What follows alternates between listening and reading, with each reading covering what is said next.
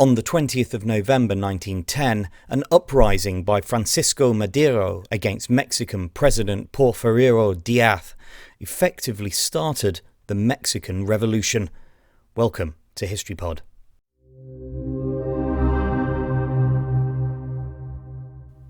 Mexico had been ruled by Díaz for 3 decades, during which time the majority of Mexicans had lived in poverty, while a privileged few enjoyed vast wealth and power.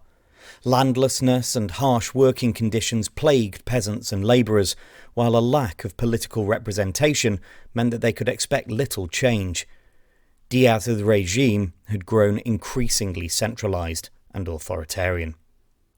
A surprising catalyst for the revolution emerged in the form of Francisco Madero, a member of the Mexican elite who'd been imprisoned after he challenged Díaz for the presidency.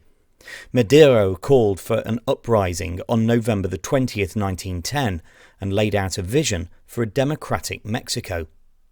However, the events of the 20th of November and the exile of Díaz the following year were only the start of a decade-long process that remoulded the nation's political, social and economic landscape, and which collectively is known as the Mexican Revolution. As it gained momentum, the revolution fractured into numerous factions, often united only in their opposition to Díaz. Over the next decade, Mexico would endure a convulsive struggle that pitted constitutionalists against federalists and agrarian reformists against supporters of the old order. Within this context, local and regional factors often played a pivotal role.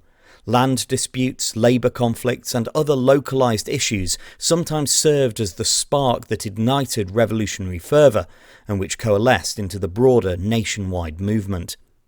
Many historians regard 1920 as the end of the revolution, while the constitution that was adopted in 1917 continues to be the Constitution of Mexico. Nevertheless, sporadic violence continued for the next 2 decades, until the reforms that were so fiercely fought for were fully implemented.